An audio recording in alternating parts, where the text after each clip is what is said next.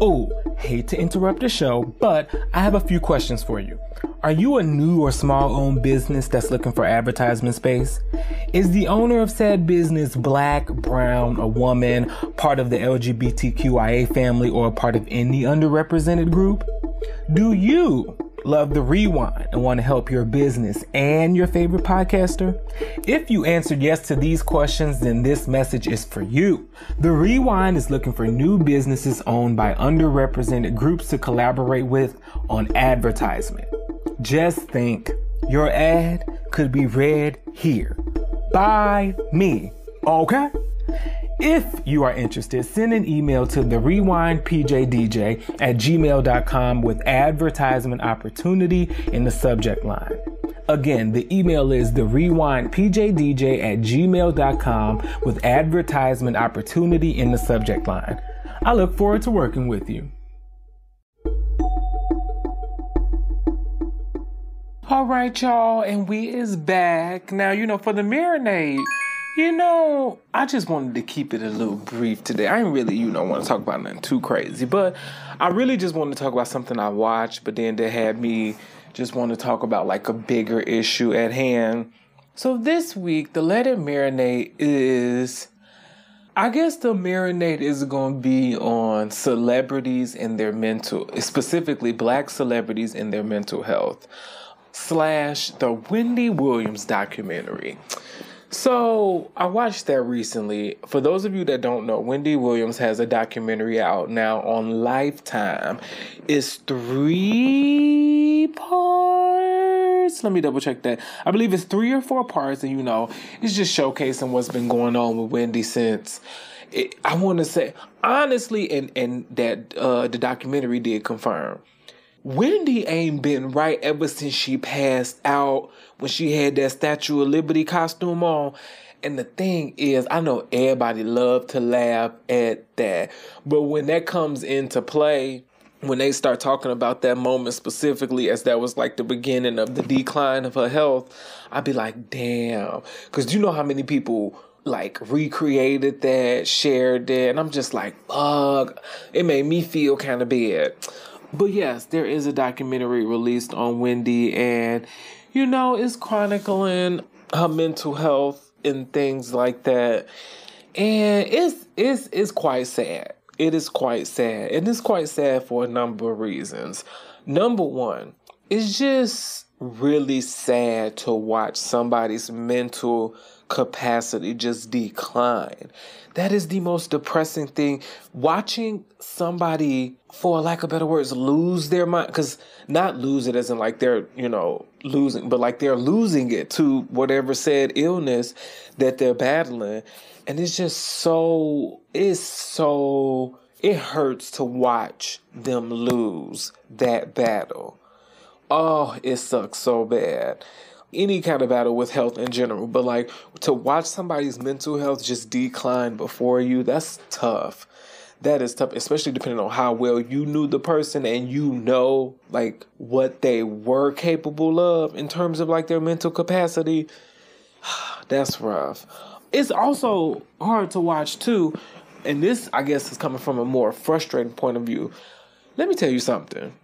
Because there's so many things, of course, I want to talk about with this documentary. But one thing in particular is when it comes to black people and like mental or physical health.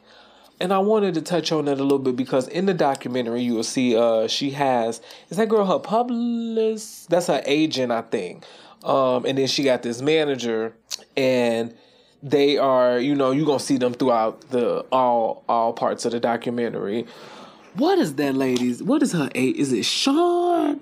I'm sorry, y'all. I got to Google this because I just got to say these people's names, okay? And the documentary is called Where is Wendy Williams? I'm trying to figure out. Yes, that is her publicist. What that like? Sean. This bitch, Sean. But it was so, so you watch her publicist and her manager, and they be with her the entire time. But you can tell ain't nobody got this lady's best interest at heart. And it's just so sad because from the outside looking in, it looked like these motherfuckers is taking advantage of her. Because at the end of the day, Sean, she pisses me off because I believe it's like in the oh, also I should have said trigger warning too at the beginning of this, because I was going to talk about that documentary, and that documentary might, well, I would say trigger warning, watch it if you know somebody who's dealing with things like, dementia and stuff like that. It might trigger something in you. So, yeah, sorry about that. But her publicist does nothing to help her. This is the same publicist that took this woman to L.A., gave her a drink knowing Wendy cannot drink. We don't find out until the third part of the documentary, I want to say, that she has frontal dementia, which I believe is the same thing Bruce Willis had, and that it is alcohol induced. When I found that shit out, it pissed me off, because at the end of the day, I understand she gonna fight and she gonna put up a fuss to drink some liquor. We see in the interviews too, she don't care, and I'm gonna get to that, but I feel like as y'all watching her, if y'all know and here's the thing, y'all know that. Y'all know. Y'all been taking this lady to the doctor. Y'all been hearing what the doctor has to say. You all know that. Why not try not, and even with vaping too, why not try to keep things away from her that you know are not going to help her health? It's just like, and I specifically put that with black people too, because it is just something about black people when it comes to, well, I'm just going to do what I want and da-da-da-da.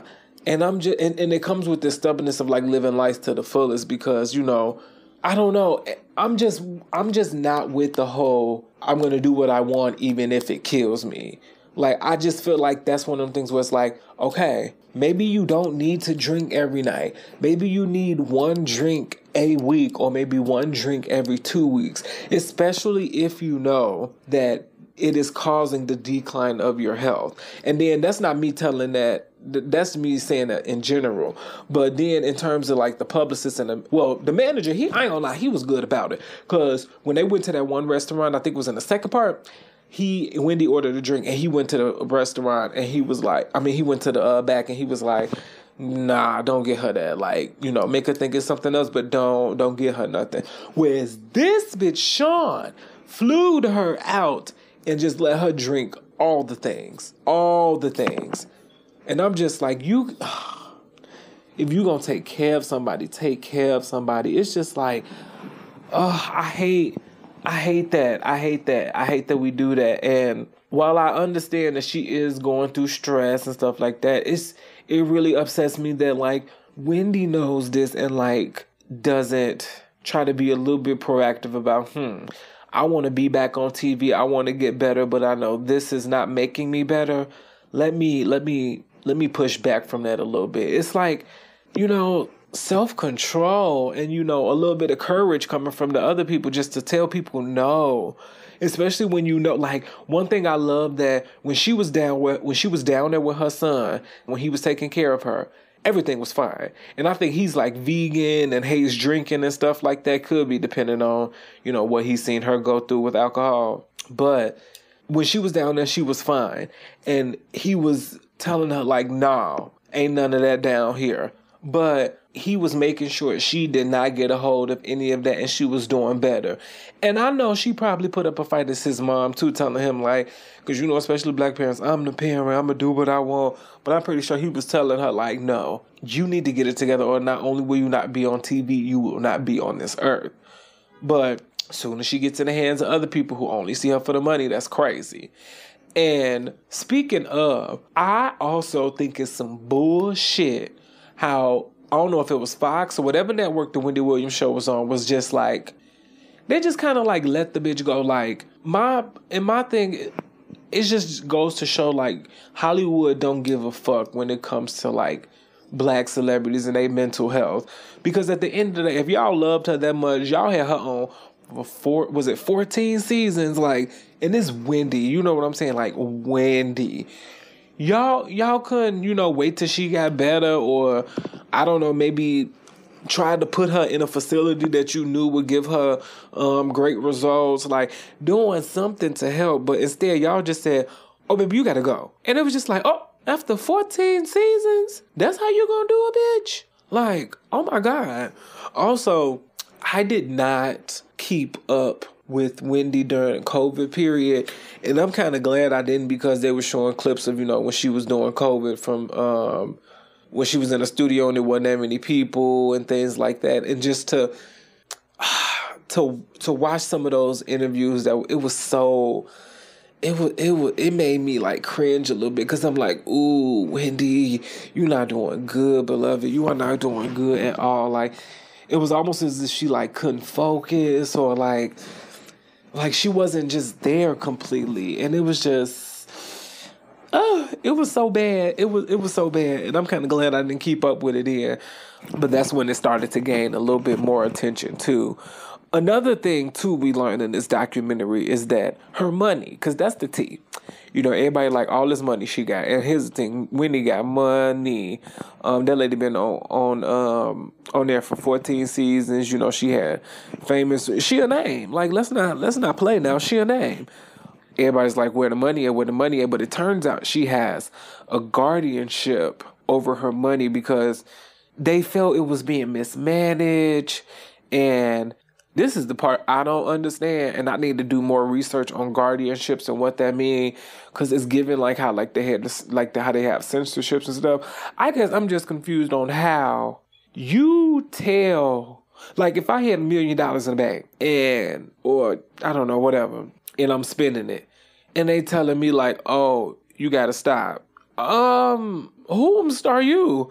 If I want to go broke, I guess I'm just confused on how some entities can tell you don't know how to manage your money. We gonna give you somebody that knows how. Like, and I'm guessing I'm confused as to like what, because I feel like everybody don't have this, right? Like everybody, because there are certain celebrities that just go broke, like point blank period.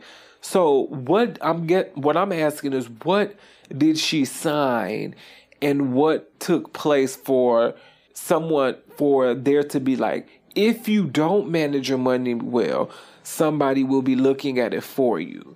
Like, do you have to go to a specific bank? Like, do you need... I guess that's what I'm confused about, because I feel like this wouldn't be placed on you, a guardianship, unless you are like underage, or maybe I want to Google guardianship, because I don't know. I just don't get that. But we learned that, and so therefore she has no money. And then we watch her sell, I think her is that a penthouse or is that an apartment in New York City?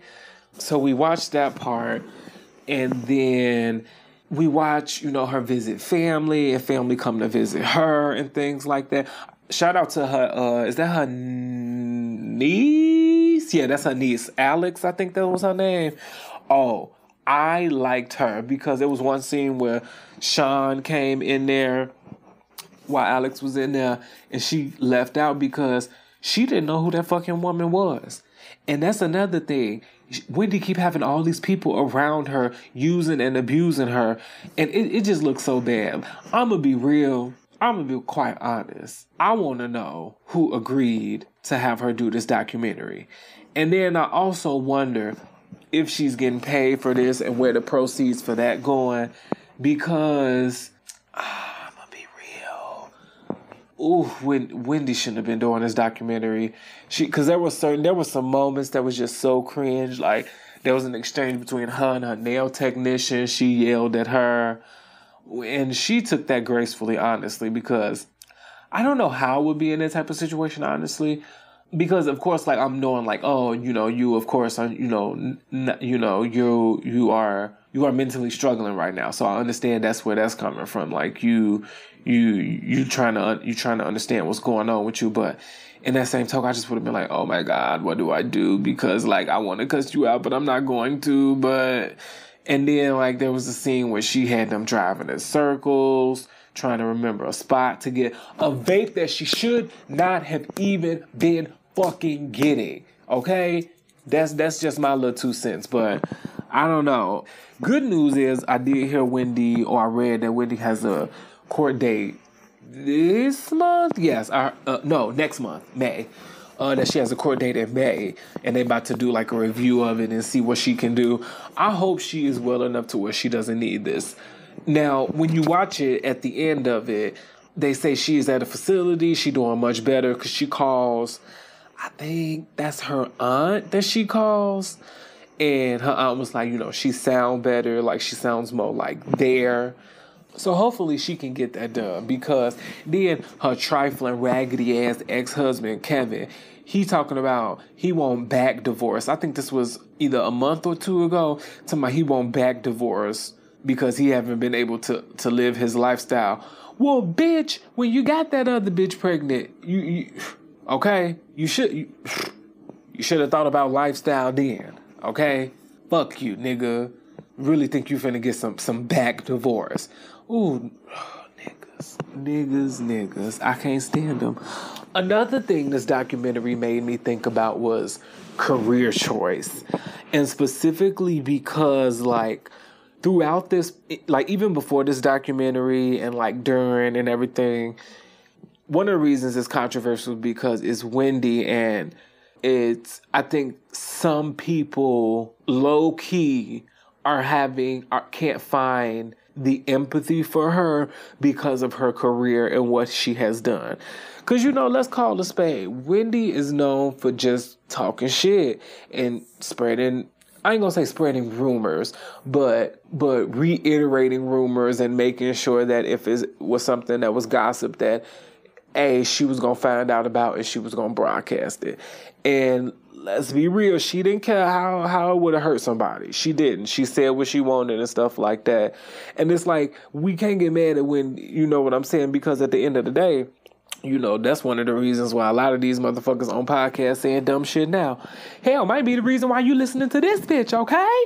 But, that's her career. And while it was very entertaining, I guess Beloved also has burned some bridges, because it was kind of sad. Only one, I guess it's kind of sad to know, and maybe because I'm not aware of it, the other celebrities that have not come to her aid. And I feel like some have shown love, but, like, of course, it's Wendy, so, like, she ain't got too many friends because she done burnt a lot of the bridge. I mean, her and Whitney had beef. Like, this lady's had beef with everybody. You know what I'm saying? Like, people dread her name damn now. So it was sad to see that, because the only person that came to visit her, which was so random, was Black China. It was like, okay, all right, Angela. She really, and, like, I don't know, it was interesting. It was very interesting, but it just made me think about, like, being in this entertainment industry and, like, who you want to be and what you want to represent. Because my goal, I want to be in the industry, and I want to be I'm not going to say I want to be for everybody. Let me scratch that. I want to be for the like-minded individuals that are similar to me. And I want to uplift those and diverse voices, and I want to do good and spread positivity and, have fun and stuff like that. I'm going to be real. I wouldn't necessarily go the route of a Wendy Williams, a Tasha K. I mean, here's the tea for me. I am very opinionated. I have strong opinions, but I'm not about to, like, dig up rumors and do this much research and things like that. I'm also just not going to, like, repeat everything. Like, and no shade to those who want to do what they do, but that's just not for me. It's just some bad that can come with that. And I ain't trying to, like, make enemies and stuff like that. But of course I want to, like, be authentic and tell the truth. And I think I can do that. I feel like you could do that in the industry without burning bridges and, like, trying to, like, tarnish people's names. Like, I ain't trying to do all that. Now, if you come for me, that's a whole different story. Like, if you blatantly just come for me, I don't know. We shall see. But, like, I'm not about to get on here until, say, basically do what somebody like Wendy did. And no disrespect or, all respect to her and everything, but that's not my route because as we can see, I'm just like, oof. Because ain't no way as many people know Wendy that nobody has not like fought for her, or checked up on her, things like that. So yeah, that was one thing I was thinking about like who the legacy you want to leave. Because here's the thing, she do got a legacy because you're not finna, again, I've kind of, hinted at it earlier, but like really she made kind of like, I ain't gonna lie, I feel like she made radio a little bit more popular. She made pop culture more popular, if that makes sense. Like, she really gave us an insight into pop culture, especially like when it comes to like hip hop and things like that. Don't get me wrong, she definitely talked about, white pop culture too. But like Wendy always was about like what was going on with the hip hop, which I loved. And she made, let's call it a spade, she made talking shit profitable. Literally. She made talking shit profitable. And trust, it's a bandwagon that now all the bitches are on. Okay? I will say, because the journey for her is to get a podcast. If Wendy do get, which I hope she does, and I'm going to put into the atmosphere, I know she will, I hope Wendy do a podcast, because I think that would be good for her to have a podcast. I do. And just maybe have her interview celebrities, Honestly, Wendy should do like a podcast to where, how do I want to say this, where like she talk about like her road to recovery. You know what I'm saying? Trying to talk about that each day. Yeah, overall, it was a very sad watch. It was very sad. I hope she get the help she needs. Oh, also, the manager and that publicist have been fired. I remember they posted about that, I want to say last month sometime. So that's good news. So I'm glad their raggedy asses are gone. And then we got that hearing next month. So Wendy, I'm wishing the best for you. Keep hope alive. Yeah. Also, y'all, just take care of your mental health and things like that and your physical health. Because at the end of the day, it all correlates, because once you don't start taking care of yourself physically, that's going to manifest in different ways, and then it's going to be in ways that you just cannot control anymore. So, take care of yourself, check on others, you know what I'm saying? I would say my takeaway from this documentary, treat yourself and others right. And I guess that's coming from like, because that's one thing about Wendy. She was open about everything she did and things like that. Wendy had a big coke addiction and stuff like that. And I also just feel like a lot of this is just over the years of just like drug abuse, mental stress. Because, she done watched her husband have another baby and probably like, not physical, probably some verbal abuse. No, I probably shouldn't say probably some verbal abuse because we don't know. But we know they didn't have the best relationship, and just like in general, like the woman has had a kind of hard career and has some hard moments throughout that career where I just don't think she took care of herself. Whether that's emotionally, spiritually, physically, she did not do it. And I think a lot of that is coming back, unfortunately. So take care of yourself inside and out, and take care of people around you, because, then they in turn want to take care of you. And that's what I meant by saying that, because she just got people around her that, they want to take care of themselves. Okay? They don't really want to take care of her. And that's fucked up. But yeah, if you can watch it, it's on Lifetime. You might want to smoke a blunt or something. It's a little sad. I ain't gonna lie. It's a little sad. You know what I'm saying? But I think it's something that should be watched. I really do. I'm not gonna lie. I think it is something that should be... I'm gonna be real. That is something that should be watched, especially if you plan on breaking into this industry in that type of realm. Like if you want to do like what Wendy is doing and, something similar. I do think, because... I don't know, just pay attention to how it affected her. And again, she had different things against her. But I do feel like her career path is also added to like the stresses of her life, if that makes sense. So yeah, give it a watch. Give it a watch.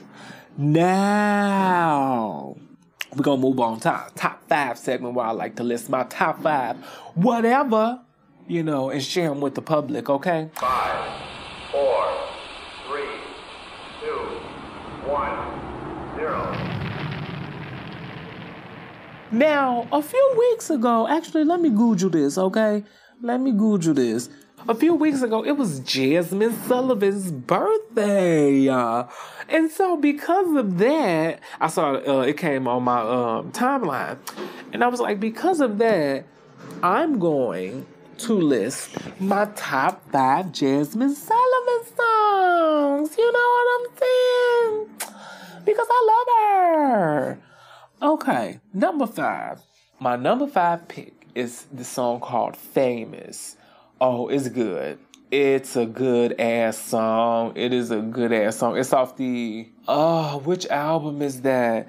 Is that what? Wait, hold on. I'm finna get these discography, and I see the visual. Love Me Back. Yes, that's off Love Me Back.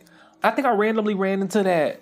I want to say junior, senior, and I was like, oh, it's so beautiful. It's actually. Wow. It's actually kind of the perfect song for what I was just talking about somebody wanting to be famous and like how they feel about it and what they, but not directly related, but I feel like it could be a prequel for what I was talking about. You know what I'm saying? Great song.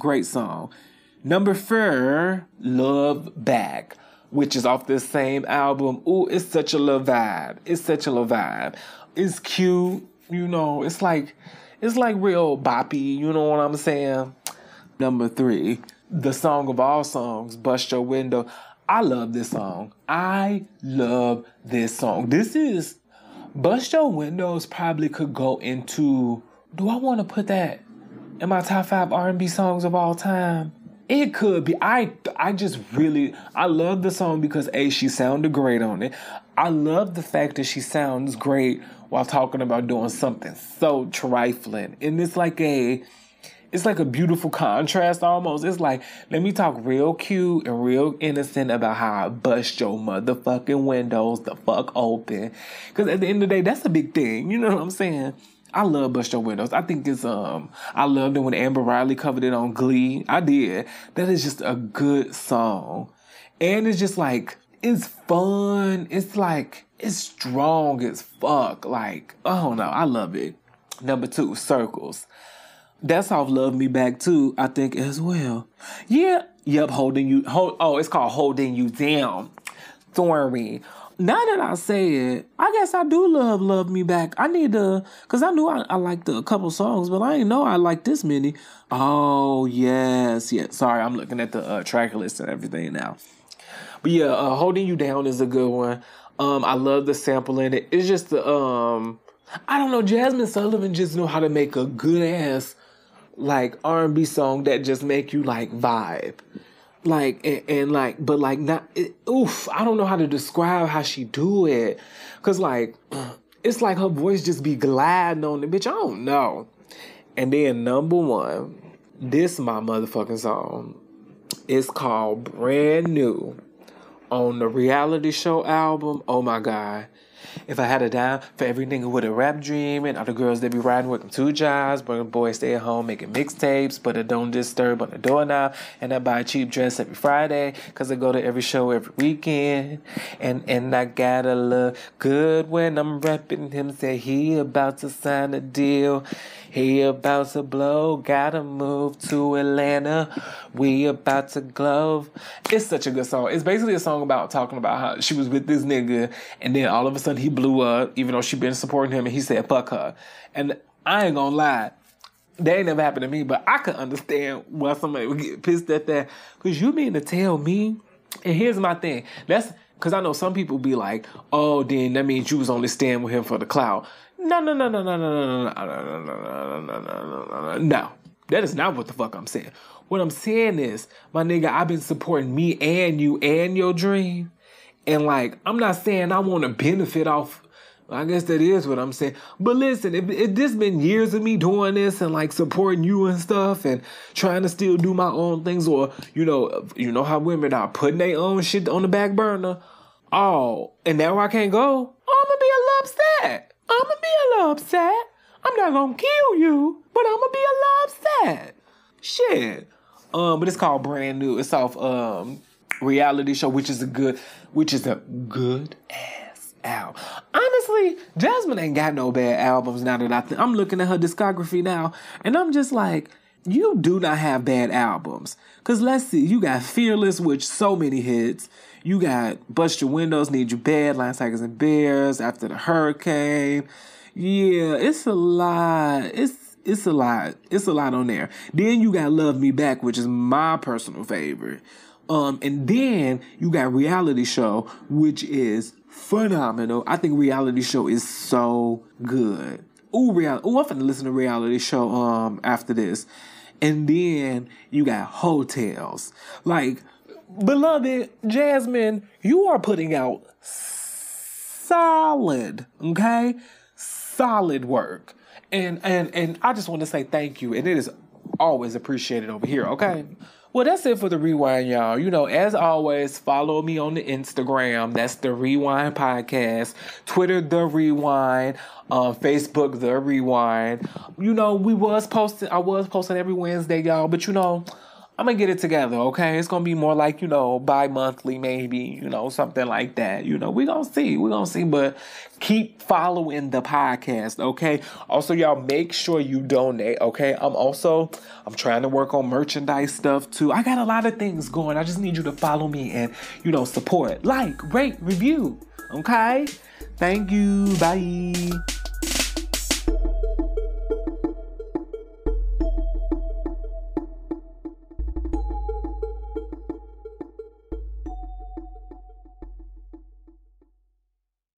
Dear the Rewind, I have a dilemma.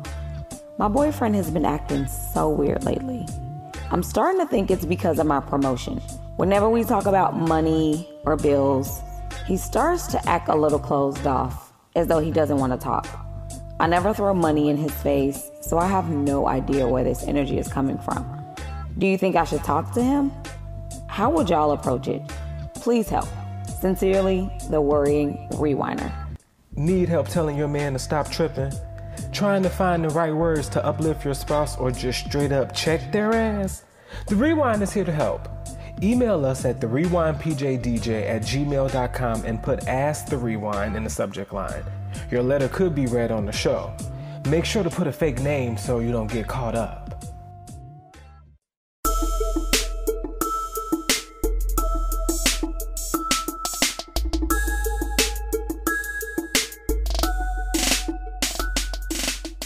Hello, I said hello.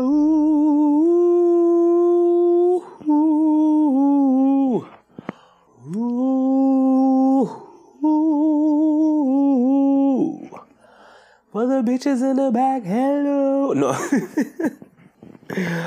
Yes, it is me. It is I. It is him. It is he. It is PJ. And this is the motherfucking Rewind. What is going on, y'all? I'm back. Oh. Yeah, I was out for a hot minute. Let me tell you what happened, okay? No, because it's been a minute since I recorded, and like the last recording I did was with Joy, which I really hope y'all like, which I want to say thank you, Joy. Also, thank you to Joy and Sharif. Thank you to all my guests in general, because I really love having them on and talking about their experiences and what they do. And I really wanted Joy to come on because, again, she is a queer person who has a strong faith. And Black queer people tend to lose their faith again because of their relationship with church and things like that. So I thought it was important to have her on, and go listen to her show, Joy in the Morning podcast. It's actually great to listen to in the morning. Like, you know, if you like to, listen, if you like to smoke a little weed and then drink some coffee in the morning, I highly suggest that you do that. Okay. No, it's real good, and she's had other guests on there, and I was also a guest as well. So go and listen so you can hear about my faith journey and stuff like that. Also, go and check out our playlist. Well, the playlist Joy created for the Rewind. It's called Joyful Joyful, same title as the episode. Just some songs Joy to put together to songs that'll fuel your faith. You know what I'm talking about, babies? And I actually was listening to it. That's one thing I love. Girl, look, I feel like every black person who grew up in the church and like maybe they have strayed away or whatever, or just how life be. Baby, every black person got their favorite couple gospel songs, okay? It's a few that they were like, yeah, this my cut. Like, and that's why I really enjoyed having her and doing the top 5, because we got our life together. Gospel music, ooh, it be so good. But again, I like, upbeat, fast tempo kind of gospel, but it's, of course, there's some of the slow ones where I'm just like, hallelujah. So, please go check out the episode. It was real good. I think, that's going to be like my guest for a little minute because, I was just like, let me just talk to the people for some time, without a guest. I do plan on doing other things too, which if you follow the Rewind, you will hear about, you know what I'm saying? Fill out my polls when I tell you 2 hoes. So yes, but yeah, y'all, it ain't really nothing been going on. Spring is finally springing, which means summer's coming because it's nice in here in Chicago. It ain't like nice, but it's like 60s, and I feel like it's trying to knock into the 70s. And once it go into the 70s, girl, that's my weather right there. 70s, she cute. Give me a nice little 77 or 78. Oh my goodness, I love it. So yeah, Chicago trying to do its little spring thing. But no, okay, so this April. Oh yeah, this April. So yeah, February. So I got my wisdom teeth pulled. I got my remaining 3 because I had got my top right removed like a minute ago. And then now I got the remaining 3. That was the time. First of all, if you got to get your wisdom teeth pulled, baby, do not wait. Get that shit done sooner rather than motherfucking later. Because, I don't know, depending on how you heal from stuff, that's a process, girl. And it's just like, it's so inconvenient because, especially the bottom 2, you just never really understand how much you use your mouth. Like, you know what I'm saying? And how, like to the point, I can't even, when you get surgery like that, you can't even go outside with your mouth open because, the cold wind to get in there and that'll fuck you up. And so it's just like so much shit. Damn. And I felt like I spent the whole month of March healing from that. Dead ass. Yeah, it took me a few months to heal. A few months. It took me a month to heal because that was rough. And then I was trying to go to work and stuff too. That didn't help. And then on top of that, a bitch got sick. So I'm over here trying to deal with pain and getting sick. And then it's hard trying to blow your nose and shit when you got holes in. I had a rough February, March. I did. I had a very rough February, March. But I made it. I'm here, okay? As Joy would say, by the grace of God. Hallelujah! So yeah, again, if you got to get them motherfucking wisdom teeth out, get them bitches out now. Or because I know some people, they grow and don't bother them. So if that's you, cool, okay? Keep it cute. Do what you got to do. But if they bothering you and they need to come out and they creating problems, get them motherfuckers, especially if you got insurance, girl. If you got insurance, okay? Get that shit out. There was no reason for you to be keeping that in your mouth like that. So yeah, that, and then I got sick, and then, also, because, your boy had 2 jobs, because, this economy, baby, it is bad, okay? Like, it's hard to pay for shit. And it's like, a friend put it the best way. She was like, it's just really hard to save off of one income these days. And I'm like, that is true.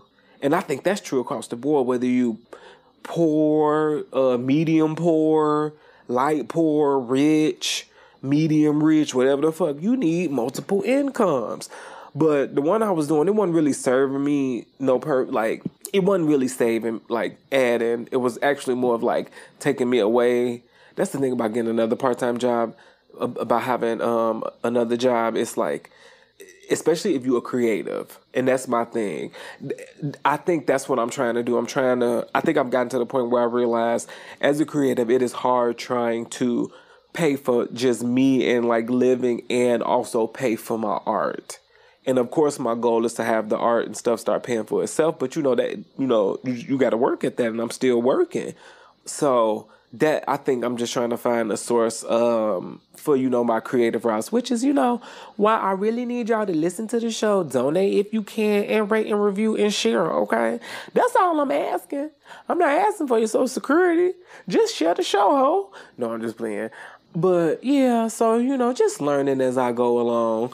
I will say though, let me tell you something. Not last Monday, but the Monday before last, I woke up and I had it was just like this spirit of reflection that was over me. And I was just reflecting on everybody in my life, especially like people who are intimate partners. And I'm just like, yeah, I think I got to the point where like, I'm tired of playing with people. And I can sit here and say it now. I think I'm ready for a relationship. I think I am. Also, I think as too, girl, how about all my hoes are booed up? Like every last one of my hoes is booed up. I text one hoe, he like, oh yeah, I'm in a relationship now. I said, oh, but we was just okay, that's not my business. Text another one, they dating somebody. And then how about two of my hoes are now together? But one I ain't gonna lie, both of them, we both cut communication off a while ago, but I was just scrolling Instagram and I see these bitches got a couple page together. And I said, oh my God. I said, Chicago is too small. But yeah, I'm ready for a man, But I really just don't think my partner here. I'm sorry to say this, but Midwestern guys, and I guess I don't include myself in this because I'm not like this. Y'all some punk ass bitches. Y'all timid as fuck. It's like everybody just want to be submissive. And I hope I'm not sounding no type of way about that, but I'm just like, I don't know. It's just weird. I could go on and on, but that's another conversation for another episode, which will happen, okay? But let's hop into these segments on this show, all right? Let's go into the 5 finger section where, I like to slap a bitch for doing something stupid or just, doing something stupid, okay? I have to give it to this young lady named... Listen, y'all. You know me when it comes to names and stuff. I just be like, okay, girl, that's somebody's name, whatever. Because at the end of the day, it's Beyonce. Love her. Okay. We're going to get there later. Well, actually, no, we're not going to get there later. It's going to be a bonus episode. So don't even worry about it. And if you know, you know. And if you don't know, well, you just don't know what the fuck I'm talking about. Okay. But this young lady named Reality McDowell. It's just like, reality. Y'all thought that was cute? Like not even being funny, like that's worse than, how people be like Neve heaven backwards is Neve. I think that's cuter than reality. Come on. That was a choice. That was a motherfucking choice. Beloved put drugs in her baby's Pampers to give to her man, when she was visiting him. And now she in jail, and protective services probably finna take her kids away. She laced the baby pamper with PCP paper, I think it said. Girl, 5 fingers to you, because I'm finna give you 5 fingers for, one, putting that baby's putting that baby in between y'all for bullshit like that. That's number one. Like, you using your child as a drug mule, bitch. Oh my God, have some class. And this is what I be talking about. Certain straight people, they don't deserve to have kids. I said it, I don't care. Fight me. I'll fight all you hoes. Some of y'all do not deserve to have kids because you do dumb shit like this. And then on top of that, now I don't know how this, how it was in there or whatever, but I'm like, is that harming the baby at all? You know what I'm saying? Like, what do you do? I'm pretty sure, well, common sense would tell. Well, maybe PJ probably was in a Ziploc bag or something. Either way, the shit was stupid. It was stupid, and now he in jail, you in jail, and now you baby. Like, it ain't that deep. And that's what I be talking about when I'm just like, I have no sympathy or empathy for you. I don't. I hope that baby goes to a family and not stay in the foster system and goes to a family that loves and cares for them, because they didn't deserve that. You trifling. All for what? A nigga? Nah. That's what we talking about. Bird. My next 5 fingers is for this substitute teacher in Texas who decided to push a student. And I'm trying to find the article for it. But yeah, he pushed this little baby. Now, I think the baby had, if I'm not mistaken, I think they said the child had special needs. But regardless, I don't know. I have just been seeing a lot of stories of quote-unquote teachers harming these students. I don't know what's going on in the teaching application pool, but I'm sure, like, they not supposed to be doing it. And it's just been happening a lot lately. And it's just been really, like, pissing me off, honestly. Because I'm just like, why are y'all hiring people like that? And he was a substitute, which is another thing. Because I'm just like, so he really didn't give a fuck. He was just there to try to do something. You know, he was just there for a check. But it's just like, I don't understand how people are hiring anybody when it comes to kids. People are just... there is no way. Again, I don't run a school. I don't run no daycare, nothing like that. But if I did, you are going through extensive background check fucking around with me. Because A, that reflects on the school. You know what I'm saying? And also, that's a big liability because I hope they take you to jail. And I ain't gonna lie, I hope they press charges on you. I do. I hope they either press charges or sue you down, okay? Because why would you do that? Push somebody's kids like that. And I just be thinking, like, especially if they have kids, I'd be like, now how would you feel if somebody put their hands on your kid like this? You would have a fit. So what makes you think you could do that with people? What makes you think you could just put your hands on people like that? Adult, kid, like in general, like why do you do that? Like, I don't like shit like that. So 5 fingers to the teacher. I can't even find his name right now. Because I had the article pulled up, but I think I accidentally closed it. But fuck him. Damn, I want to find that because I want to say that motherfucking name. Another one of my 5 fingers, I don't care, is motherfucking 50 Cent. And I'm going to tell you why. Because he recently reposted, because y'all know, and I'm going to talk about it in the pop culture segment, but Didiana and Miami, and it's just kerfluffle going on. But, you know, throughout this whole thing, 50 been the one that's trolling, and, you know, because I think I honestly don't know what him and Diddy's beef is, if you want to be honest.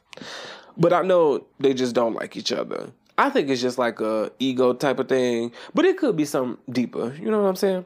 And of course, you know, in Diddy's scandal, you know, Miami was listed as somebody who had partook in certain activities. And then he because I think one of the things was, they say in the documents that young Miami was used for sex trafficking, and he took it upon himself to repost when she was on, I think it was Jason Lee's show, when they was talking about the album from City Girls, I think, Raw Real Ass Whores. And I didn't watch the interview, but from the whole thing, but from the gist of it, she was just saying, like, why, you know, they refer to themselves as whores and stuff like that. And Diddy reposted, like, like, kind of egging on, like, that accusation. And then she explained herself. She was like, this is just what we call each other. And I'm giving 50 5 fingers because stay out of fag business, okay? Because at the end of the day, Miami is right. That's how we fucking talk to each other. When my girls call, I'll be like, what's up, bitch?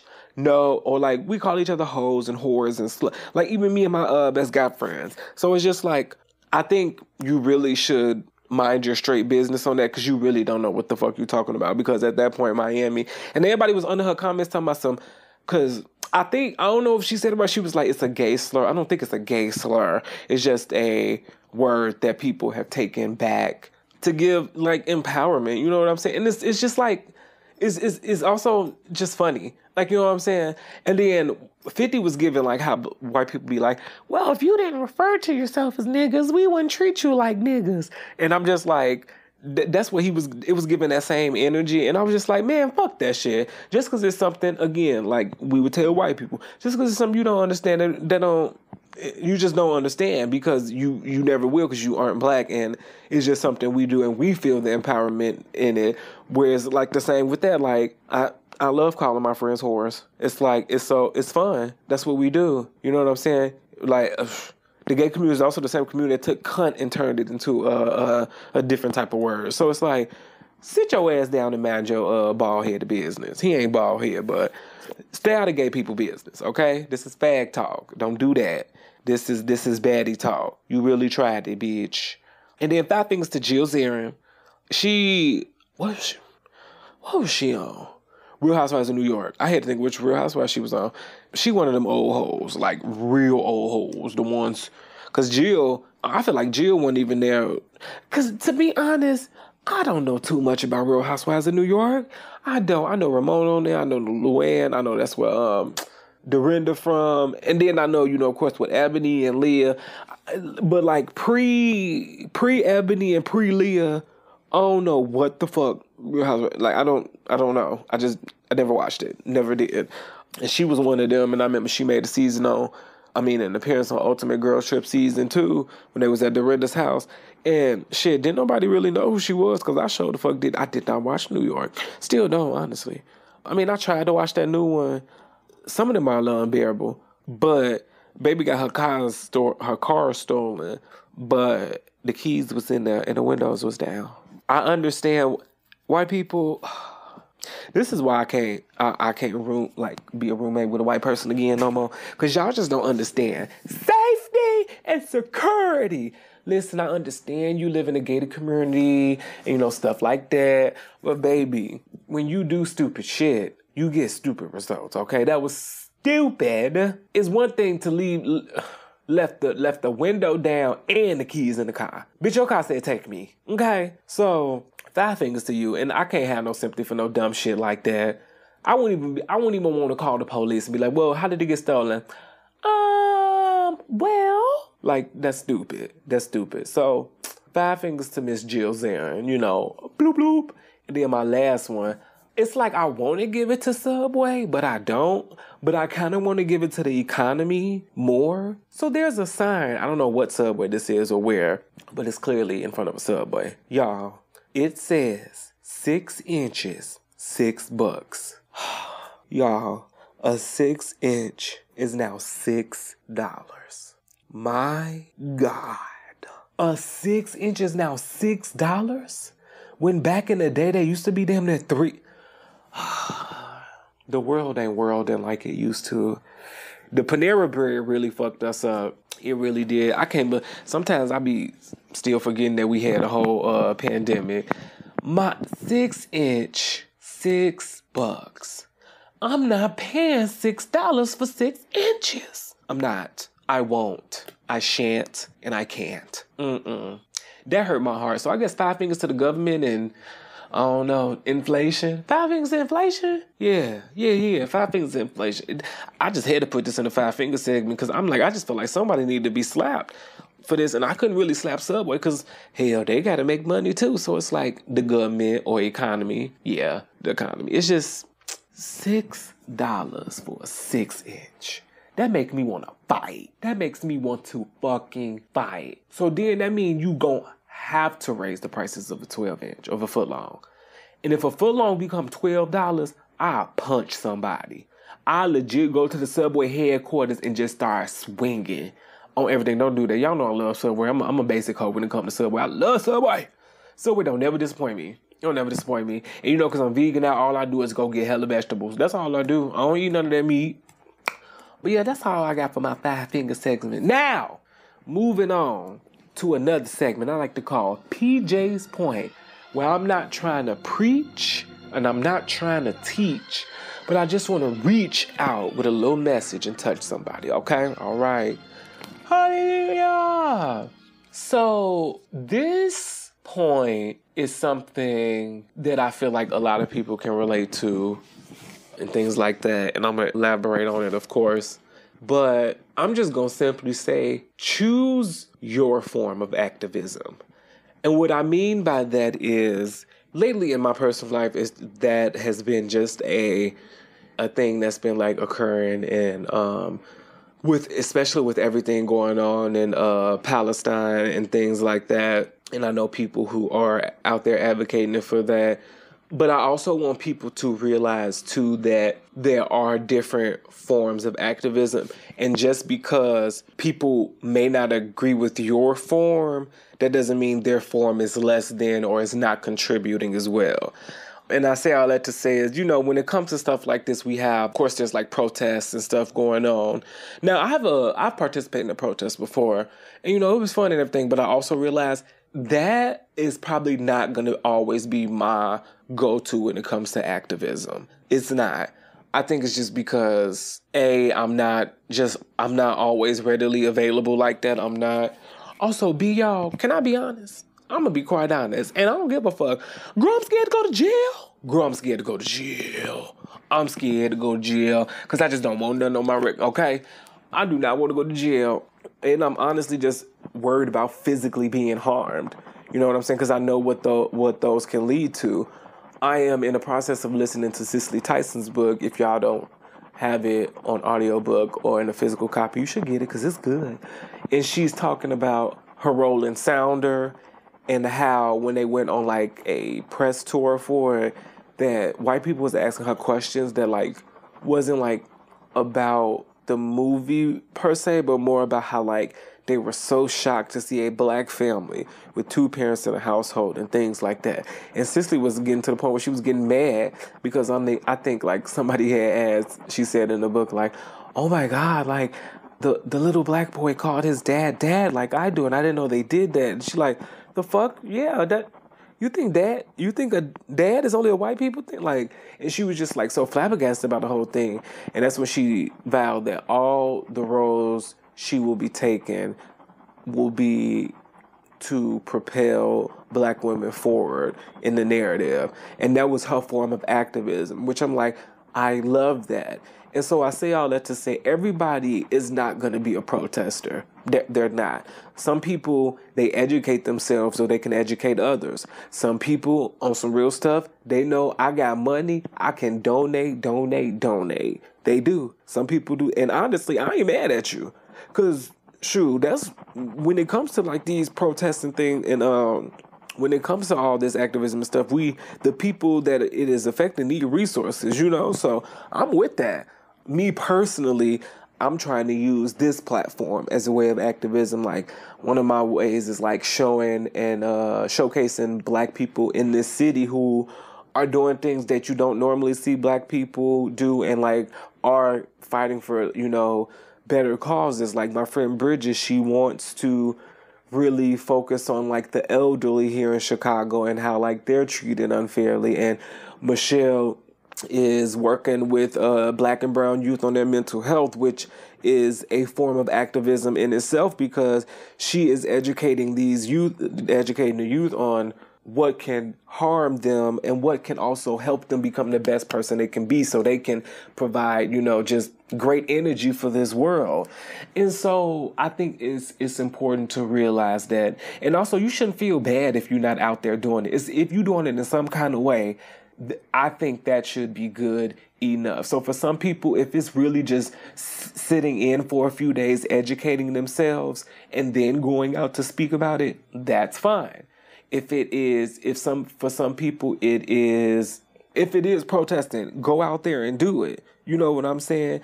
It's just different ways to be an activist. And like, I am learning that more and more as I get older, and I want everybody else to as well. So yeah, I would just say learn your form of activism, because nothing is too little. Nothing is too little. And I feel like that's the thing. Me personally, I do what I can, because I'm not trying to be performative.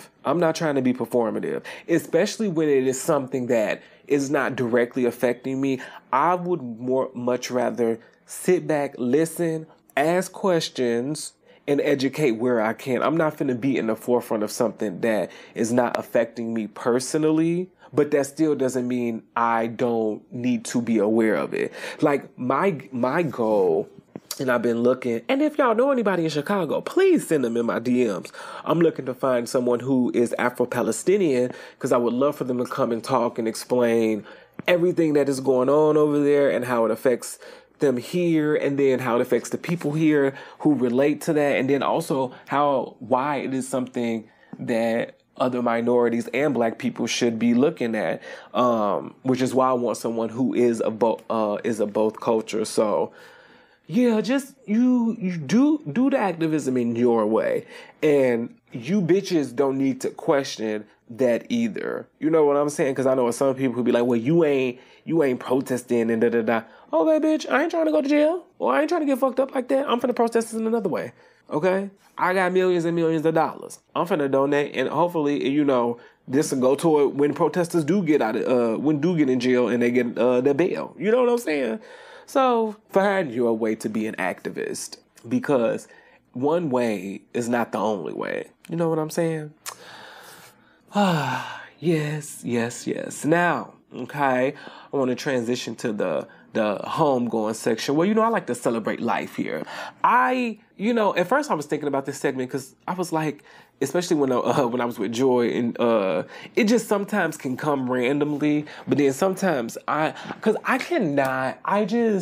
have to celebrate the lives of people who were here, and especially like if they were doing well, or things like that. Like I just can't, I just celebrate life. I have to. You know what I'm saying?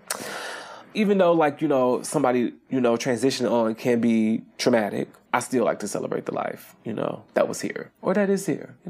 The first, speaking of a little heavy, but I would love to send healing and positive energy, and I am praying for the family of Jaden Perks. He was I want to say 11 or 12-year-old who was murdered by his mother's boyfriend, I want to say last month. So apparently I think he was trying to get into the house, and the boy was stopping him, and he stabbed the boy up. I don't know how bad, but I think he clearly fatally stabbed him. I think another sibling got hurt, and the mother.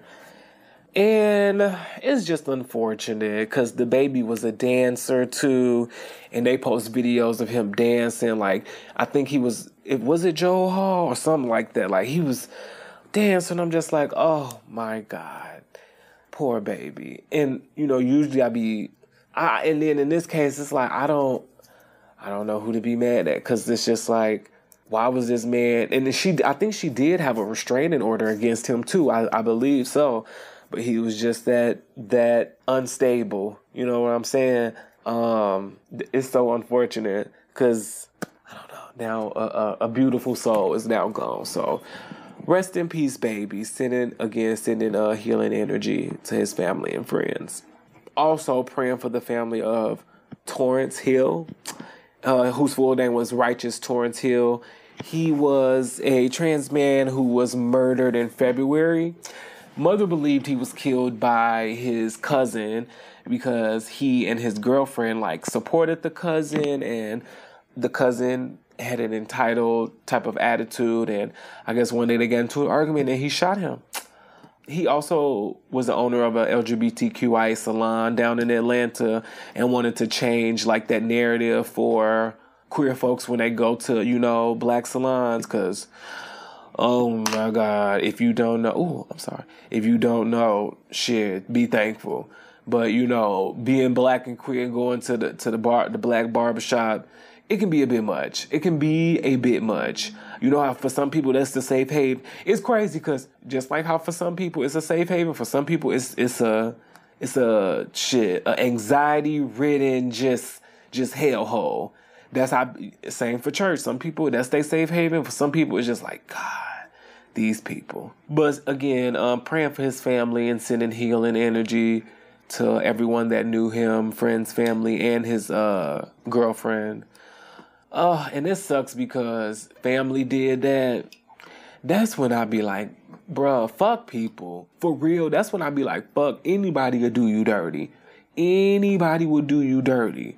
And the thing was, he was held, apparently, from what his mother said, I was reading her article on, there was an article written about it on them.com, and they tried to help him out. Gave him a place to stay, clothes, but he just felt so entitled. And so, just be careful who you help, and, sending love and sunshine to the family of these individuals. Yes. Now, let's move on to WWYD. What would you do? Okay? I saw this on the Instagram. It's an old post, but I just was like, I have to hear about this. I have to talk about this. There was a post of this woman, and I also feel like it was fake too, because you know how they do so much question baiting on Instagram nowadays. It's just like, this is not real. It's getting to the point y'all just doing stuff to make people debate. But I don't know. I thought it was interesting though, this one. This girl was going off because apparently her man spent 75% of her money to buy this house that she did not like. And she was livid because to her, she said it was ugly. She did not want to live there. And like, I don't think it was acting, honestly. It didn't seem like it, but who knows? And he was like, no, we ain't going nowhere. We staying here. And because the realtor was there. That's why I'm just like, but what would you do if your man or your partner took you to a home, realtor is already in there, and they like, yeah, we bought this, and I used 75% of your money, and you hated the house? Honestly, am I about to say this? I might get a little violent. Meaning, like, I'm not finna, like, fight you. Oh, I'm finna slap you. I'm finna slap the dog shit. Why would you use 75% of my money and not consult me? Why would you do that?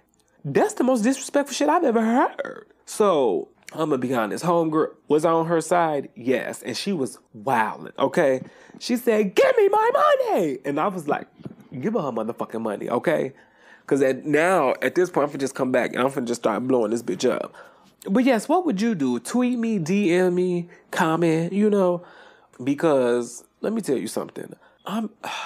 My money is my money. I always said that's one thing.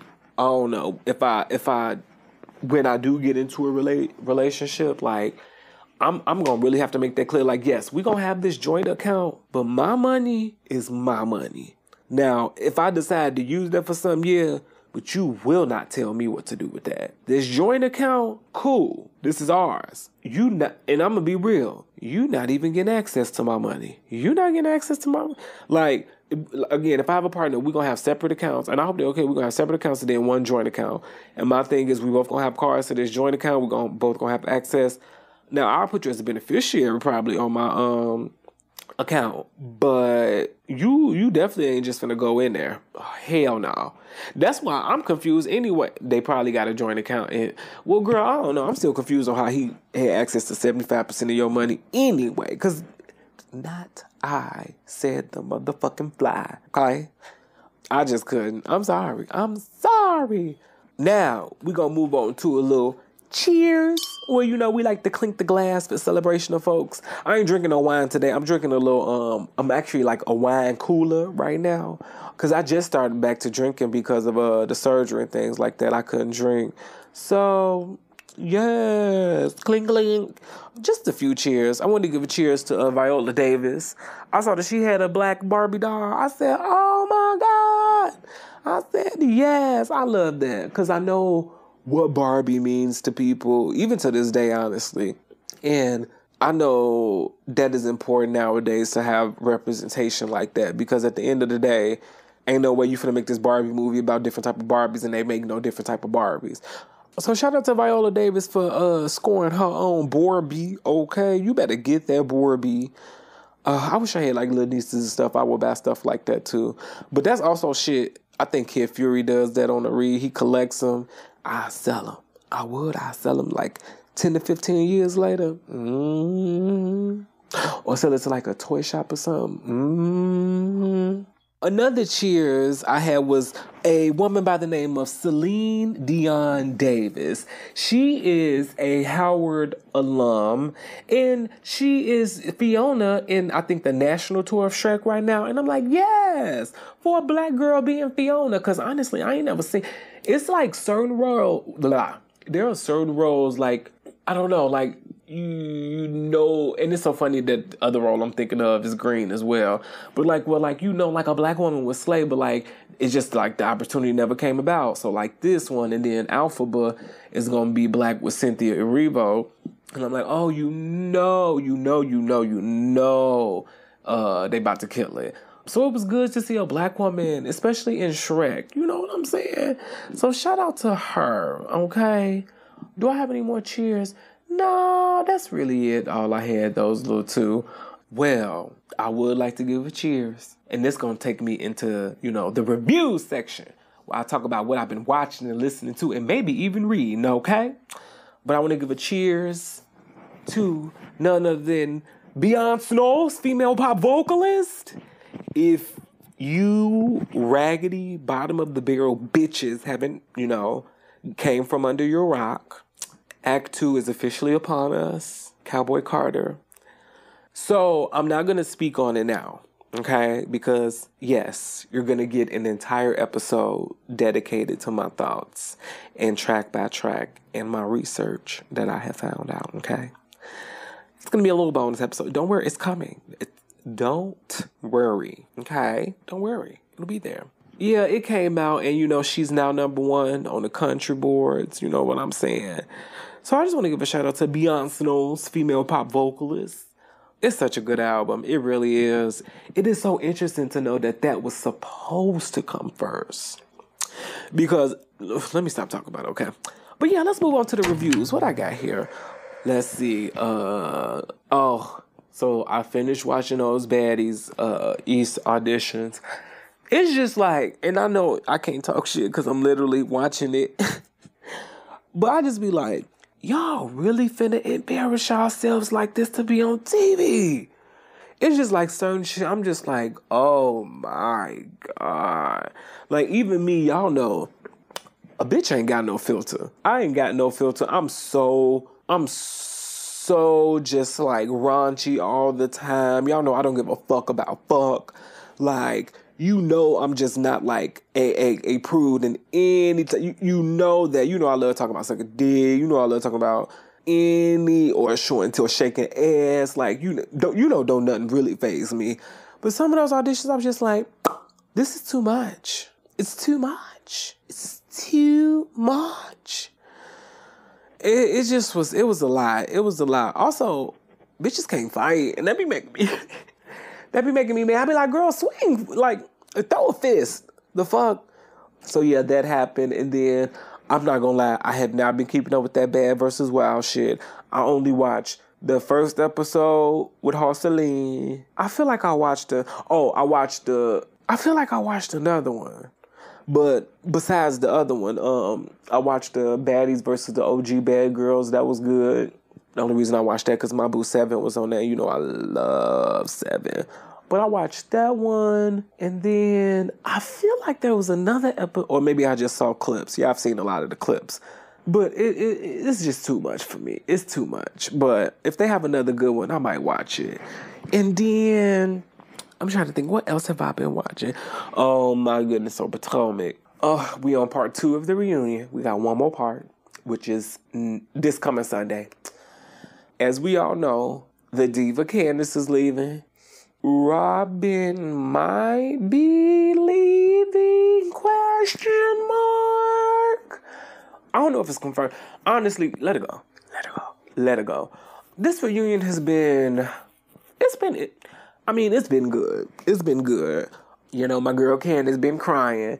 And I've learned to accept that about her. And I feel like people get mad at her because she will cry and then cuss you out. I think I'm learning there are people in this world, they're going to be emotional. There are some people who, they get happy, they cry, they get sad, they cry, they get anxious, they cry, they get overwhelmed, they cry, they get frustrated, they cry, some people are so emotional to the point they have to cry. I don't think that means they're immature or emotionally immature. I just think it means that their body gets so overwhelmed that tears is what's coming. And I don't think that's a bad thing. Like for me personally, I can admit when I get like I get loud. I do. And I know somebody else who gets like just emotional. Like there are some people who are just emotional. And I think, I don't know, because I know people get frustrated with Candace. everything, but I think the crazy part is that she really want to like these bitches. She do. Candace now has learned after her 5 seasons, 3, 4, 5, 6, 7, 8, yep, that, bitch, this a job. And you know, on some real shit too, I'm gonna say, this a job. These are your coworkers. Just like any other job, you might find 1 or 2 that you really vibe with and that you could kick it with outside who end up becoming best friends. But don't do that with everybody. And I think that's what she made her mistake is, because she really came on here wanting a sisterhood, and these bitches is far from it, i.e. Robin and Giselle. They're far from it. And I know people be like, why everybody always talking about them too? Because it's like they have this air about them that it's just not right. It's not right. It's they feel as though they can do anything. And I don't like that. I do not like that. So, and I think, again, Candace is learning that them bitches is not her friends and only trust a few. So, honestly, I'm glad you leave and protect your peace, potentially have your kid. Do that. What else happened in this reunion, these 2 parts?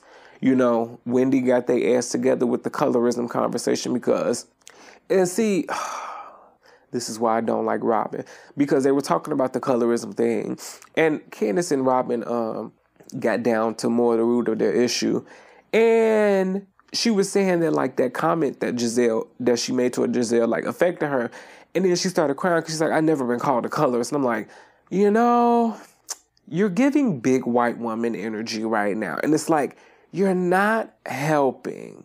You know what I'm saying? And Wendy made a good point. She was like, that is not how, well, we can have a conversation because clearly you, instead of saying like, no, it can't be me, it'll be like, well, what did I do to make you feel that way so I can improve upon that? Like, that's what people need to start asking. Like, even me, if somebody was to tell me you any kind of whatever, like if somebody was to tell me like, PJ, that felt a little whatever, and I'll be like, oh, damn, my bad.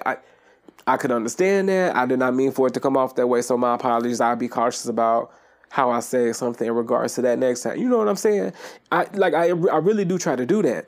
So I don't know. And that's why I can't have the conversation. That's why I can't have certain conversations with white people. That's why I can't have certain conversations with straight people. Because it's always like I'm not like this, but instead of saying like, what makes you feel that I am that way? And then we could have that conversation and you would explain to me maybe where you was coming from or why you do said action. And you know what I'm saying? Like, that's how we do it. So she blew me with that. And then Giselle talking about she think basically because her father was in the civil rights and she went to HBCU that she can't be colorist. Bitch, yeah? Like bitch, yeah? Like, I don't understand how you don't understand that. You can still be colorist. You could. Because I tell people all the time with Giselle, and that's another thing, you could tell, I don't know if they have or have not, they also are not realizing that it's, when it comes to things like colorism and racism and homophobia, it's also about actions and like how things look.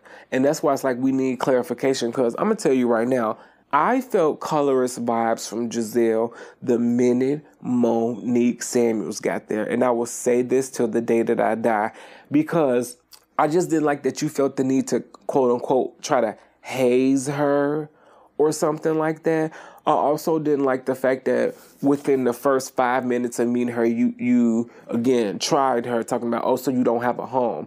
No, bitch, I have 4. Don't try to play. And then you did that and was like, oh, I didn't see, I hate when people do that. You have to know how you come off to people. You really do. Just how I know sometimes when I ask questions, it may come off as if I'm like being like a little sarcastic, but I swear I'm not. And like, I'll have to like put a disclaimer like, no, y'all, I swear I'm not being sarcastic. I'm asking this question because I genuinely want to know.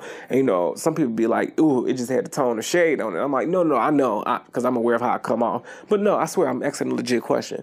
Also, another thing with Giselle, to me personally, her thing with Monique was like, oh, I just feel like if it wasn't for your money, your man and his millions, you wouldn't be here. Well, bitch, if it wasn't for your man and his name, you wouldn't be here. Also, you mean to say you feel that way about Monique, but yet you don't feel that way about Ashley? Literally, the reason she is here because she's like married to like a creepy millionaire. No, it don't make sense. It's stuff like that I know you probably did not mean for it to come off like that way, but that gave the illusion of colorism. It did. You know what I'm saying? It did. And I don't know. It's like you gotta be real about moments like those and look at them and be like, I see how people could take that the wrong way. Let me rectify that a little bit. You know what I'm saying? So I don't know. They get on my nerve. It's just so much I could say. But I'm like, you know what? Let's see how this finna play out. But Wendy, check their ass, because Karen was about to say, I think we as a great group of women to talk about colorism, and Wendy said, I'm gonna stop you right there because we are not. We are not, because she said at the end of the day, all of us do not have the range to talk about this. And I'm like, let's call a spade a spade. Let's call a spade a spade, because we ain't got the range. We don't. Because if y'all had the range, there would be no reason for Robin to be sitting over there crying. There would be no reason for that. And then I hate people who, let me shut up, because whatever. But yeah, we got one more part of Potomac, and basically, and Chris came out and he was shutting shit down. Like, I just feel like, Ken is better than me, because I would flame Robin. I'd be like, bitch, I hope you was asking this bitch all these questions while Juan was checking her into this hotel room. Bitch, that's the motherfucker. Did you ask the attendants these many questions when you saw that credit card popped up, that charge on your credit card? Like, don't play with me. She was really trying to try Chris. And it's like, why? It is really like, why? And it's like, no. I don't, yeah, somebody like Robin and Giselle, yeah, they're not Robin, Giselle, and Ashley. Because I tell you to this day, I can't stand Ashley. Cannot stand. Ashley, to me, is just a sneaky little devil. She is a sneaky little devil. And I know like why I don't like Ashley, but like, she just, I don't trust it. I don't trust that. Okay, that's enough about Potomac, because I could go on and on. So we got Miss Potomac. What else about what? It's been a minute since I talked to y'all, but you know, the Married to Medicine reunion happened. Girl, it wasn't nothing too crazy. Honestly, I could say this season, the sweet tea of it all fell flat. They thought it was going to be a good storyline because they thought it was going to rev up Quad and stuff like that, but it was kind of the opposite. I'm not a fan of Sweet Tea. I don't know why. I'm just not. I just think she's just a little airheaded to me. Or like, I don't know. Again, just not a fan of the baby. Not a fan of the baby. Wish her nothing but the best, but not a fan of her. I just don't feel like she's smart, especially when it comes to like playing this game of reality TV, because at the end of the day, it's a game, baby, and you got to learn how to play the game to get your coin out. So yeah, not a fan of her. What else happened? They did interviews with Carlos King. I know Cecil's, what that man name is? Eugene? Cecil and Eugene did one, and then Simone and Toya did one.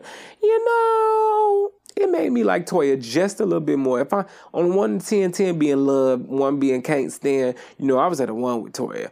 I say I give Toya 2.5 now, maybe 3. That's all. That's it. That's all. Just because there's still some stuff about Toya I just don't like. I don't know. So there's that. But Married to Medicine was, if I was to grade this season overall, I'll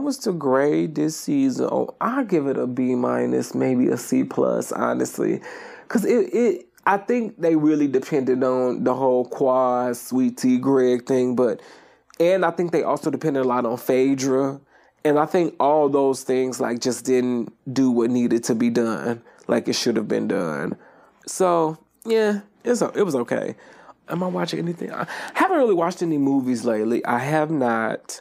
So I just started rewatching Abbott because I fell off massively.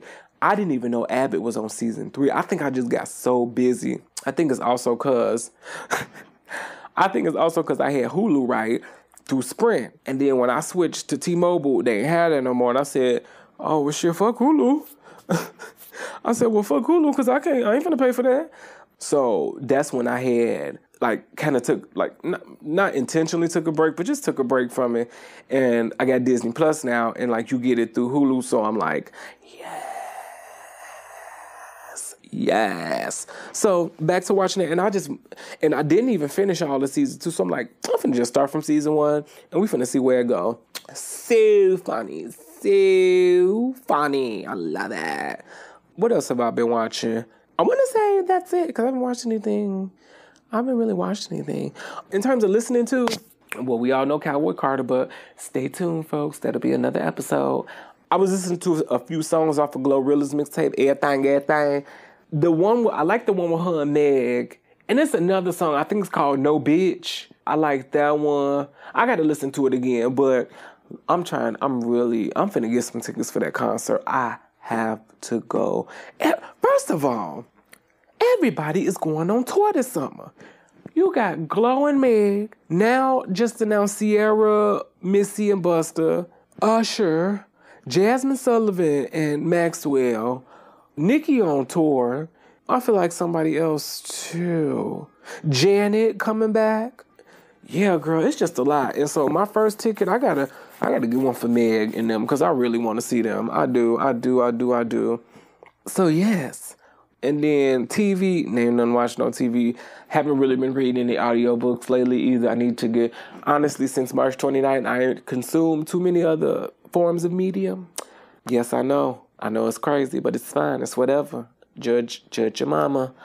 So yeah, that's all I got for the reviews segment. Now, let's move on to, the pop culture segment. The segment I like to call WWW Worldwide. What the hell? Because I just want to know what's going on, okay?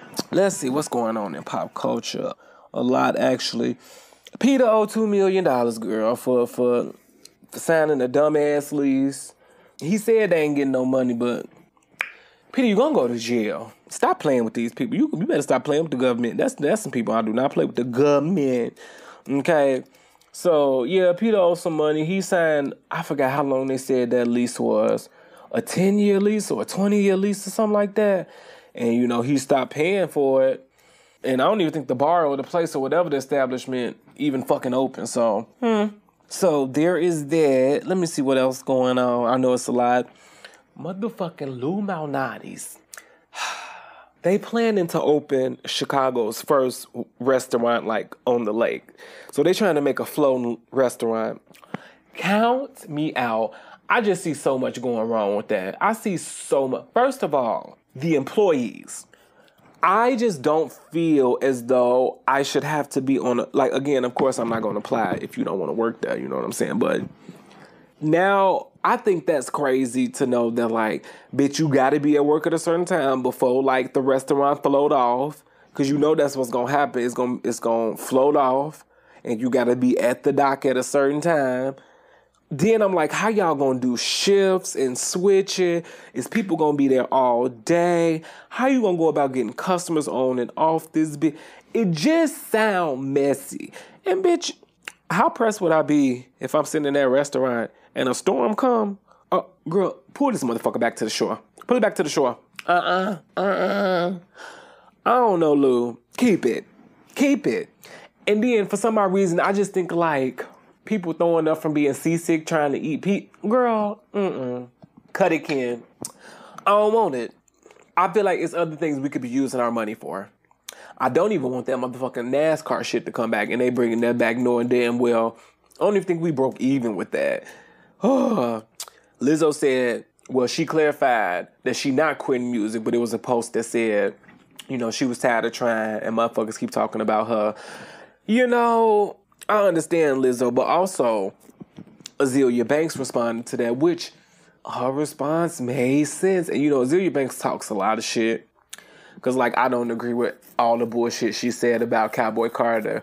And that's what somebody was like, well, I think people can't see her take because y'all are such Beyonce fans. No, I can't see her take because her take stops being about the music and starts being nasty toward the individual. That's the thing. It's one thing to just say oh, you could have did this and that and really use music terms but then saying you want to call Jay-Z ugly, you want to call her this and that. It's when you get personal, that's when you lose your credibility for me. For real, because in her reviews, she's saying good stuff, but I'm I can't take it seriously or I don't consider it when you calling people out their name and you supposed to be listening to the music because you don't know these people. So, yeah, but Lizzo clarified that. She said, I'm not quitting music. She said, I'm just trying. And Azealia Banks was like, well, girl, you are the one that's perpetuating this, big girl image and like, stuff like that. Because I'm pretty sure that's what maybe Lizzo was tired of, like people making the fat jokes and things like that. And like, to tell the truth, she has been, perpetuating those a little bit. But I also think it's one of those things where it's like, I don't know. I feel like it could be a good balance where like I can say that about myself, but that don't mean I want everybody else doing it. Like, and I think that's common sense. It's kind of like with the whole Suki thing. It's like how people was like, she didn't have the right to feel uncomfortable or something when I think somebody kissed her and she ain't want it or something like that. And they like, oh, well, you always talk about, this and that. But it's like, yeah, and I'm allowed to, but that don't mean I need to be violated over it. You know what I'm saying? I don't know why people think that.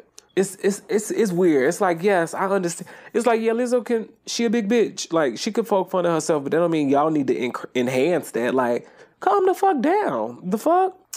So, yeah, that happened. But, Lizzo, I like you, boo. I just think, yeah, just focus on your music and... Because I know you done had a lot of bullshit going on with the case and everything. So, yeah, girl, I hope you get it together. I hope things, shape up for you, boo. I was reading that the Jodie spinoff from the show Daria. Jodie was the black character. I think her and the boy was the only two black characters on the show. And she was supposed to get a spinoff, and it was supposed to be produced by Tracy Ellis Ross. But MTV scrapped it, which sucks because Daria is that show, I love that show. I think because it was, I need to find out where I can watch that now. It was a cartoon, but like, it was like it was just funny. That was a good show. Whoever made that, you jammed for real. And I wish it could still work because that'd be a perfect show for today. That would be a perfect show. So yeah, MTV scrapped that. But hopefully, that's not the last we hear of, like, any type of Daria project, because what a good-ass show. Okay, what we got? Okay, so let's get to the mess of it all. Diddyana. Oh, my God. If you've been hiding under a motherfucking rock, Diddy done went to jail. He done got his home raided. The kid's in handcuffs. His other kid is accused of sexual assault. Diddy, they say he been trafficking it. He basically a pimp. They say Young Miami done had pink cocaine. It's just a lot going on with Diddy. And then a lot of people coming forward. He just losing everything. He losing everything. A lot of people coming forward and just saying he done did. The thing is, I don't understand why people are so shocked about it. He has shown that he is a trash individual for years. Why are y'all shocked? Why are y'all shocked? Now, there's this notion that apparently Jay-Z is next on this list of people who they're going to expose for doing the bad things. Now, because I know people are like, now how you feel? Because that mean, B might be involved. I feel that, and I'm not saying this because, I'm biased, because I am, because, I love J and B. I think there's a difference, and I'm going to tell you what it is. Diddy, because somebody was asking me, do you think Jay involved? And I'm like, no. And people tend to think just because you have so much money, it makes you trash. I am not believing in that because I am for certain if God was to bless me with money, bitch, I'm gonna be fine. Like I'm not that materialistic. I'm not that egocentric. I'm not that because I know how to be without because I've been without. You know what I'm saying? I'm sorry. I'm just not that simple-minded. Again, I always say that I'm not simple-minded like most folks. I'm not. I have great willpower. I have great confidence in myself. I reassure myself in the decisions that I make. You know what I'm saying? I think before I move. I do. And so I have no problem if God was to somehow make me a billionaire. I don't think I would run into those problems like y'all. Because first of all, like I fuck with nobody now, I'm pretty sure once I get a lot of money, I'm not going to fuck with nobody. Because that's just point blank period. Because I don't want that many people around me in general. And then I'm also going to be really cautious if you coming around at that point. Because I'm like, oh, you only want one thing, some money. But I also am like, just not, I think they're also just people who aren't shitty people. You know what I'm saying? That as much as there are shitty people, there are non-shitty people too. And I say all that to say I don't think he's involved because at the end of the day, Diddy did not show any signs of slowing down anytime soon. Like, you know what I'm saying? Diddy did not show any times of like saying that, I truly need to change things. Whereas, like, I do think because Jay-Z has a family and kids and, like, he truly cares about legacy and what he's leaving behind for, like them and himself, that he just cares. He cares a little bit more. He got more to lose. Like, and that's the thing. Diddy got kids too, but I'm going to be real. I don't see Hov doing for his son what Diddy did for his son. Like, I'm pretty sure Diddy probably, him and his son probably, especially once he got 21, probably did some crazy things.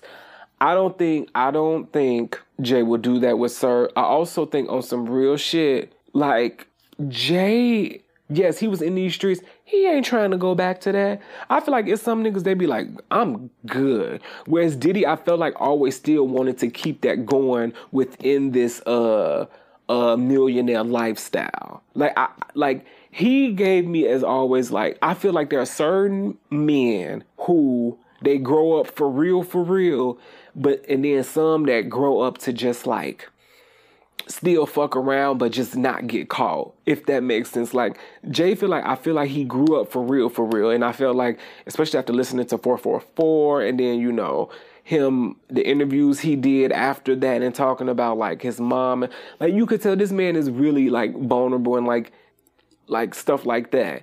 Whereas like, when have we ever got that shit from Diddy? Like, Diddy ain't do nothing but, you know, perpetuate toxic, you know, masculinity and like, you know, whereas like Jay has really been showing a different side. And like, again, I can only go about change behavior. Okay. You know what I'm saying? I can only go about change behavior. So that's what makes me think like he's not that involved. I don't think he a shitty person. I don't know the man, but he don't give me like he's a shitty person. He also gives me as though like, also Diddy is flashy. Like, whereas like Hov is not that. He's not that. He may flash, but it's gonna be smart. You know what I'm saying? And that's what Diddy is, spontaneous and wild and has always been. And that's why I don't think Jay-Z is involved. I don't, y'all. I'm sorry. And I know people be like, well, bitch, we gonna see. Yeah, bitch, we gonna see. Because I don't. For real, I think, and of course, not to give my girl B all the credit, but when you meet somebody who really make you want to change and like you start to get the things that you never had that like you truly have always wanted but didn't know until like you get, I don't think so. I don't think he would put her at risk like that. I don't think he would put the kids at risk like that. I don't know. I don't think he has what Diddyana has in him. Okay. So there's that. And you know, we just saw him riding bikes and shit recently. So then rap girl beef. So speaking of Young Miami, apparently JT and Glow got into it on Twitter. I think they was arguing about her interview on Club Shay Shay, which this what I'm talking about. Everybody go on Shay. And that's what I'm saying. I'm not finna start paying attention to Club Shay Shay because everybody just finna go in there and like get it off their chest. And I'm like, I don't got time for that. I don't know why. That don't interest me. Because like I tell people when I watch interviews, I'm trying to learn about you. Girl, I don't care about your latest beef. Fuck everybody. So yeah, there's that. So yeah, JT and Glow was going back and forth on Twitter, baby, and they was going at it. And then Akbar jumped her bioengineered body ass in the conversation. I cannot stand that lady. She just wants to be included so bad. And it's like, you are not the girl. You are not the girl. You aren't. No one cares. Fuck. You are not the girl. You never will be the girl. You don't even have a chance to be the girl. You are such a just wannabe.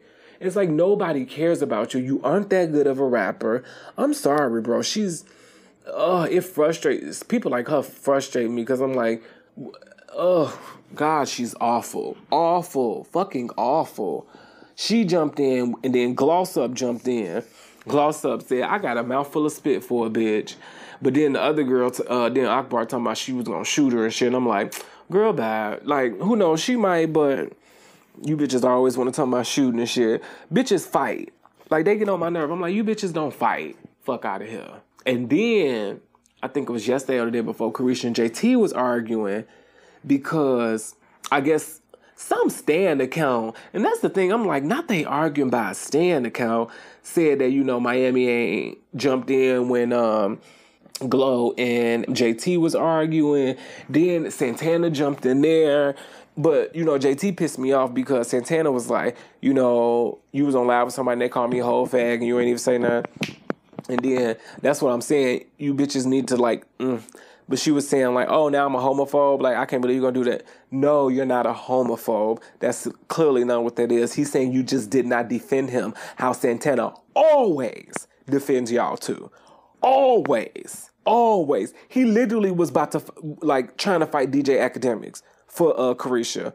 He also has defended JT as well. And that's why I'm saying, Saucy, don't get in the middle. Don't get in the middle. Because at the end of the day, like I always said, unfortunately, you know, that bond between certain black women and black queer men is broken. Because at the end of the day, baby, some will only be friends with you just, you know, for you know, to be that boost, for you to be that boost that they need. That's it and that's all. And don't forget it, sweetie, okay? You know, that's what, But it's just been a lot going on. And then I'm just like, Miami and JT, like, I think it's just crazy that y'all arguing on Twitter. Girls, get it together. Let's go, okay? But hopefully these bitches get it together. I don't know. It's just too much. It's just too much. And then also, it's just JT doing a lot of arguing too. JT got that Sag energy. I'm telling you, them Sages.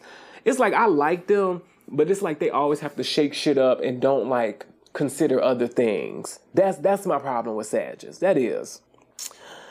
But anyway, y'all, we're going to take us a little break, and then I'm going to be back with the marinade. Okay?